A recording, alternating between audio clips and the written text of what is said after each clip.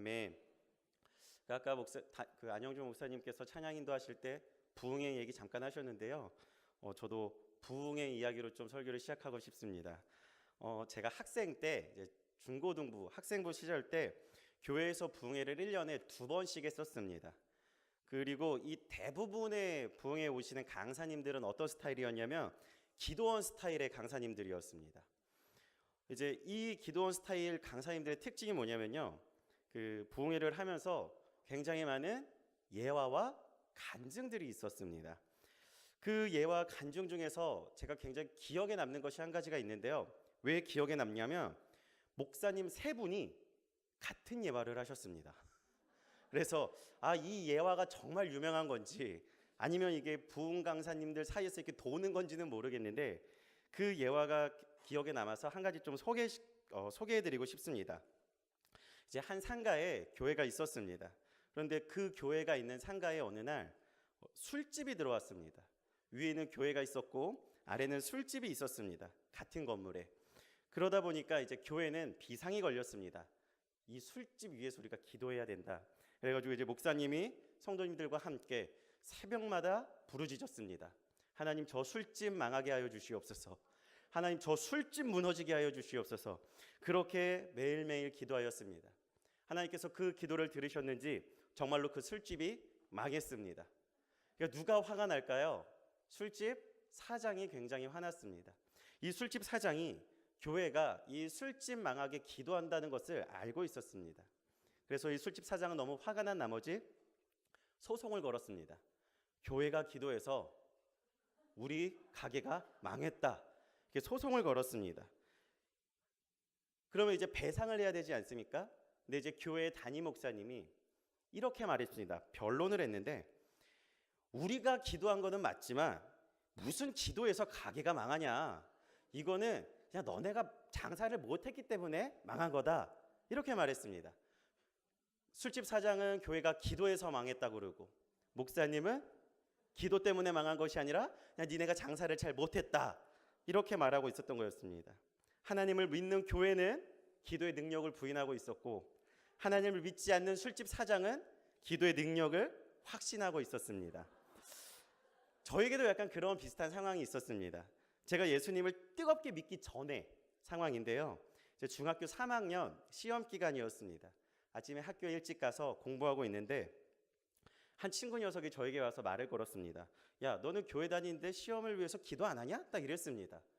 그때 저는 예수님을 그렇게 뜨겁게 믿지 않는 상황이라 기도의 기자도 모르는 상태였고, 친구가 그렇게 말하다 보니까 얘가 나를 지금 놀리려고 하나?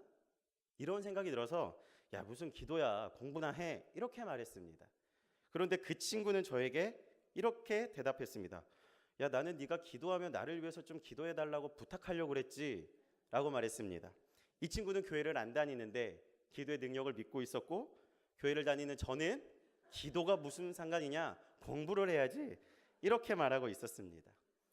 굉장히 부끄러운 모습이죠. 이런 부끄러운 모습이 오늘 본문에 나오는 요나의 모습입니다. 본문을 보면 이제 요나가 탄 배는 풍랑으로 인해서 고난을 당하고 있었습니다. 그리고 이 풍랑으로 인해서 배에 탄 사람들은 각자의 신을 부르면서 살려달라고 기도했습니다. 하지만 그들의 기도에는 아무런 효과가 없었습니다. 그런데 아무런 효과가 없는 그 상황에서 한 사람이 눈에 들어왔습니다. 바로 배 밑에서 자고 있는 요나였습니다. 선원들은 그런 요나를 보고 추궁하기 시작하였습니다. 그리고 요나는 자신이 누구인지, 그리고 왜 이러한 풍랑이 일어나게 되었는지에 대해서 그들에게 자세히 말해 주었습니다.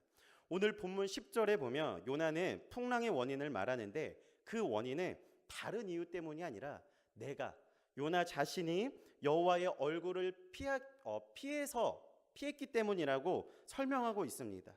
그런데 요나가 했던 이 고백은 방금 요나 자신이 앞절에서 요나 1장 9절에서 했던 말과 모순이 되는 말이었습니다. 우리 1장 9절의 말씀을 같이 보겠습니다. 시작.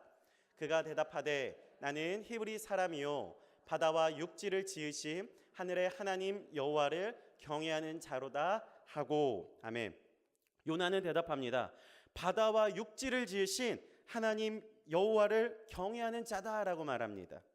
요나는 자신이 어떤 사람인지에 대해서 소개를 하는데 하나님을 경외하는 사람이라고 지금 소개하고 있습니다. 하나님을 두려워하는 자라고 지금 소개하고 있습니다. 하지만 이 다음에 이어지는 요나의 고백은 이 말과 정반대되는 말입니다. 내가 여호와의 얼굴을 피했다.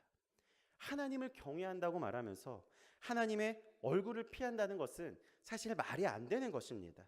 즉, 이 말은 무엇을 말합니까?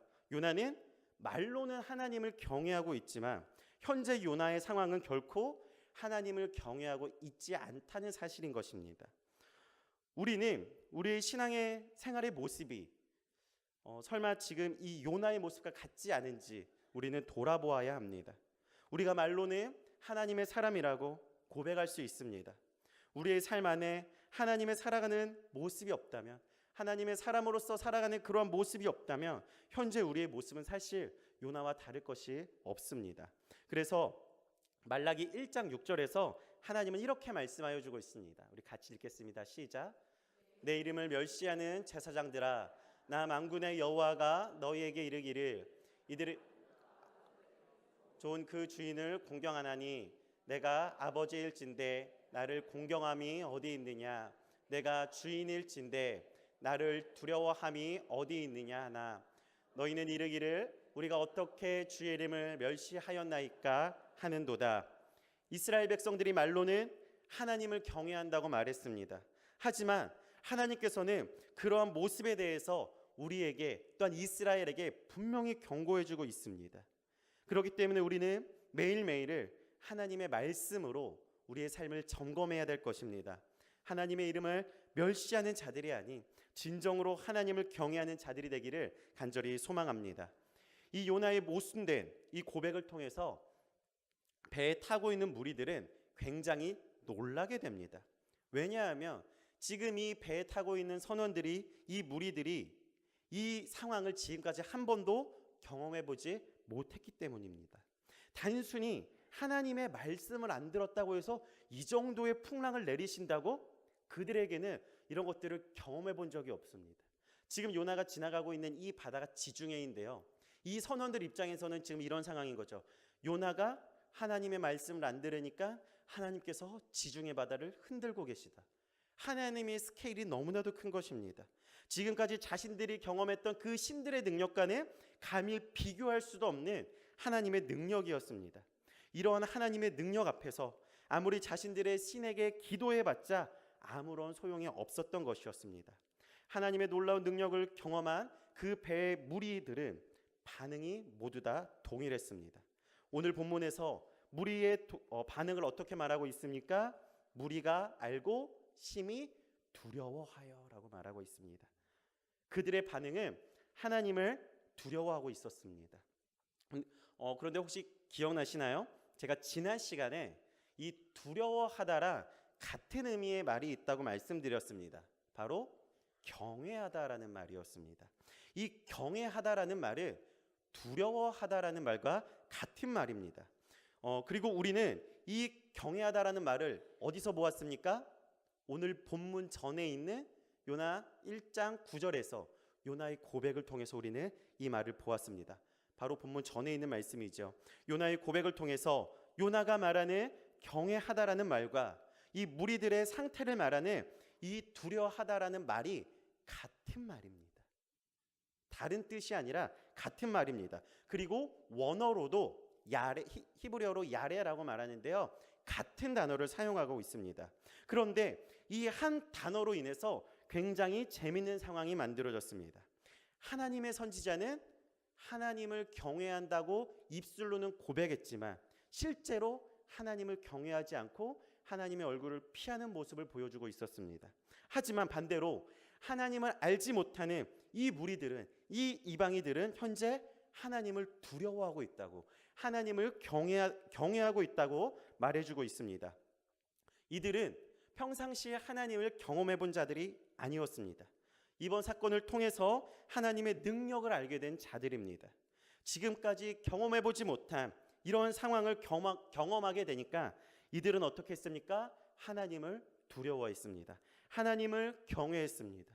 하나님이 누구인지도 모르고 하나님에 대한 관심도 없었지만 자신들이 배에서 짧게 경험한 그 하나님은 충분히 두려워할 만한 존재였습니다. 충분히 경외할 만한 존재였습니다. 그러나 하나님의 선지자는 그러지 않았습니다. 하나님의 부르심을 받은 선지자가 하나님의 말씀에 불순종하는 모습을 보니 선원들은 도저히 이해할 수가 없었습니다. 어떻게 이런 능력을 가진 하나님의 말씀에 대해서 불순종할 수 있는가? 선원들은 이해할 수 없었습니다. 요즘은 이제 일어날 수 없는 일인데요. 과거에 이제 학교에서 선생님들의 그 체벌의 수위가 굉장히 높았습니다. 요즘은 학교에서 선생님들이 애들 때릴 수 없는데요. 제가 아마 그 학교 체벌의 마지막 세대였던 것 같습니다. 저까지는 학교에서 굉장히 많이 맞았습니다. 빠따로도 맞고 뭐 여러 가지 도구로 맞았죠. 그런데 학교마다 이 무서운 선생님들이 한 명씩은 꼭 있었습니다. 저 선생님한테 걸리면 끝난다. 이런 선생님들 꼭 있었습니다. 그래서 그 선생님의 수업 시간에 숙제가 있다. 그러면 이제 그날 아침에 학교에서는 이제 전쟁이 일어납니다. 숙제한 친구의 숙제를 베끼기 위해서 너나 할 것 없이 다른 과목 상관없습니다. 무조건 그 숙제 해야 됩니다. 그런데 또 그런 친구들이 있죠. 이런 거에 대해서 굉장히 반항심이 강한 친구들도 있습니다. 니들은 해라. 나는 그냥 몇 대 맞고 끝내겠다. 그러면 이제 그 무서운 선생님은 진짜로 저희들을 때렸습니다. 인정사정 볼 것 없이 때렸습니다. 너 왜 숙제 안 했냐? 얘 그냥 안 했습니다. 이 말 들으면 이제 선생님들은 이제 앞뒤가 안 보이는 거죠. 그래서 엄청나게 맞습니다. 일방적으로 맞습니다. 그리고 그때 저희들은 숨도 쉴 수 없습니다. 선생님이 너무나도 과격하게 때렸기 때문에. 그리고 이제 수업 시간이 끝나서 친구들은 이제 그 친구한테 가서 위로를 합니다. 야, 너 왜 그랬냐? 너 왜 그랬어? 그 말을 하면서도 우리는 그 친구의 행동을 이해할 수가 없었죠. 이거 숙제 좀만 노력하면 되는데 야, 왜 안 했냐? 이렇게 말합니다. 그 요나를 향한 무리들의 마음이 아마 이러했을 것입니다. 그리고 이 무리들이 요나에게 물어봅니다. 우리 본문 1장 10절의 말씀을 한번 같이 보겠습니다. 읽겠습니다. 시작. 자기가 여호와의 얼굴을 피함인 줄을 그들에게 말하였으므로 무리가 알고 심히 두려워하여 이르되 내가 어찌하여 그렇게 행하였느냐 하니라. 물어봅니다. 네가 어찌하여 그렇게 행하였느냐? 네가 어찌하여 그렇게 행하였느냐? 하나님의 선지자가 그 이방인들, 하나님을 믿지 않는 자들을 걱정해야 되는데 지금 반대의 상황이 발생했습니다.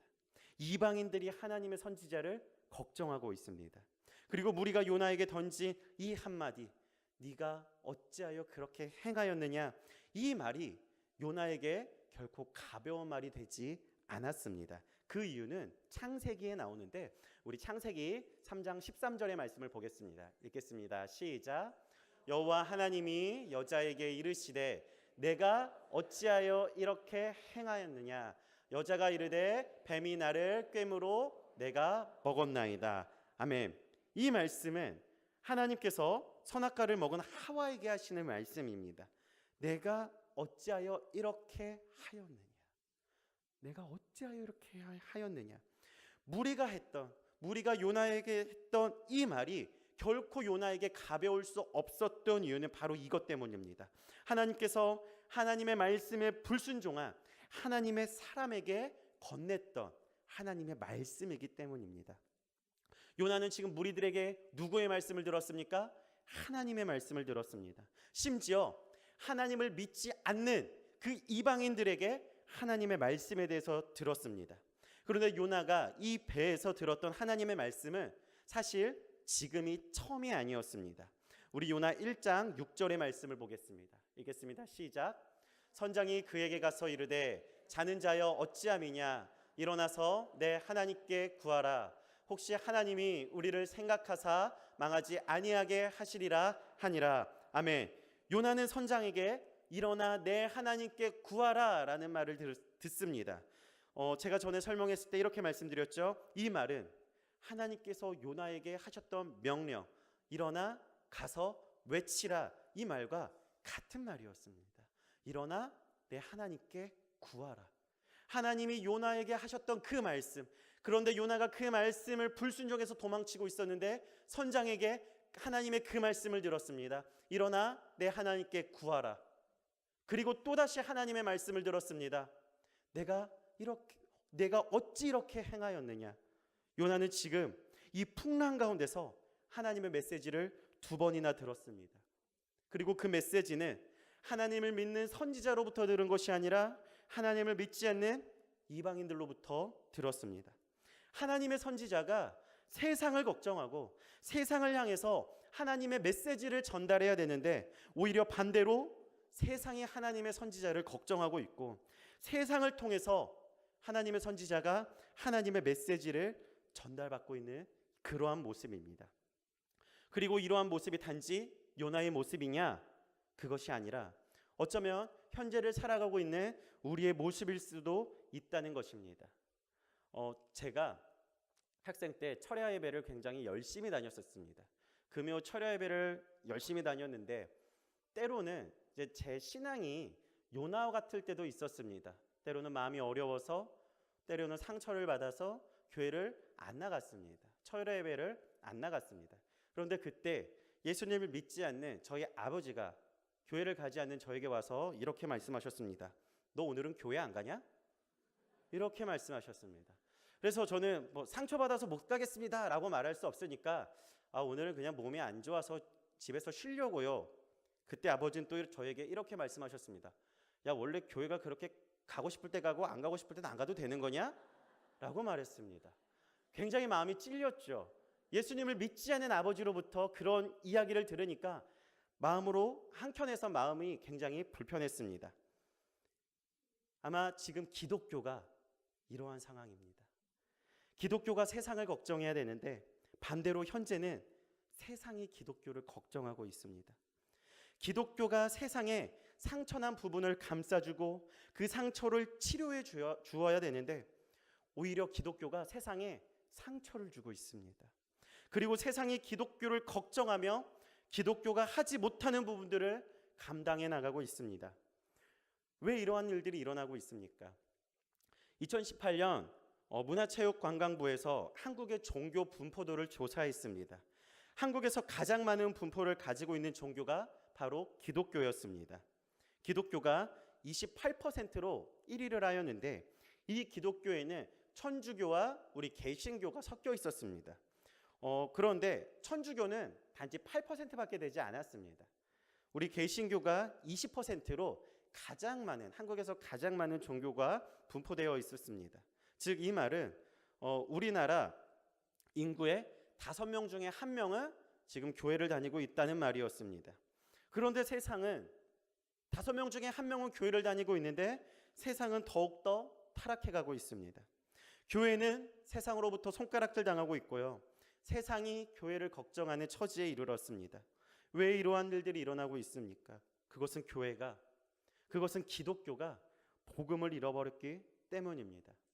복음 앞에 서야 될 교회가 복음을 잃어버리고 있습니다. 교회 안에서 복음이 선포되어야 하는데 세상의 논리가 선포되어지고 있습니다. 교회의 핵심은 다른 것이 아니라 예수 그리스도가 되어야 되는데 어느덧 세상 문화가 교회 중심으로 들어오고 있습니다. 우리가 경계해야 될 것이 바로 이러한 것들입니다. 복음 없는 기독교, 예수 그리스도가 없는 기독교, 하나님의 말씀이 없는 기독교, 우리가 경계해야 되는 것들이 바로 이러한 것들이죠. 그래서 우리는 복음으로 돌아가야 합니다. 우리는 예수 그리스도로 돌아가야 됩니다.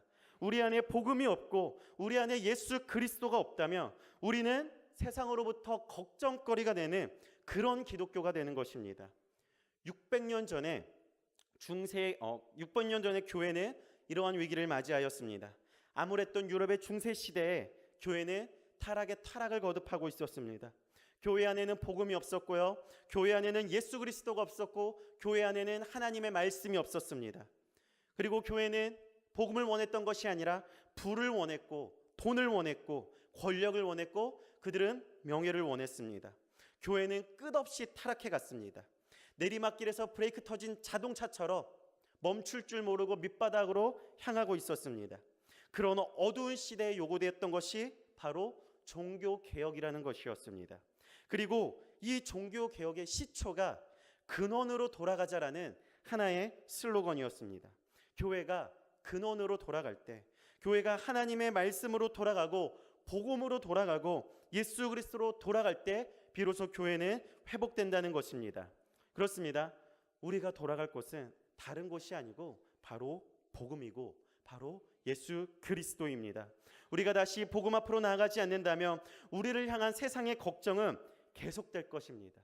그리고 그들은 우리에게 말할 것입니다. 네가 어찌하여 그렇게 행하였느냐? 네가 어찌하여 그렇게 행하였느냐? 이것은 세상이 교회에게 던지는 메시지가 되어서는 안 됩니다. 이것은 교회가 세상에게 던지는 메시지가 되어야 합니다. 그래서 사도 바울은 고백하지요. 유대인은 표적을 구하고 헬라인은 지혜를 찾으나 우리는 십자가에 못 박힌 그리스도를 전하니 이 십자가의 도가 유대인에게는 거리끼는 것이요 이방에게는 미련한 것이로되 오직 부르심을 받은 자들에게 우리에게 그리스도는 하나님의 능력이 됨이라.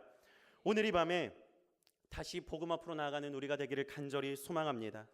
다시 그리스도 앞으로 돌아가는 우리가 되기를 간절히 소망합니다.